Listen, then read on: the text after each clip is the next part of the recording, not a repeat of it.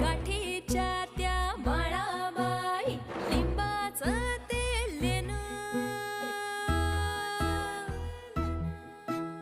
सजलं या अंगावर शृंगाराचं सोनं.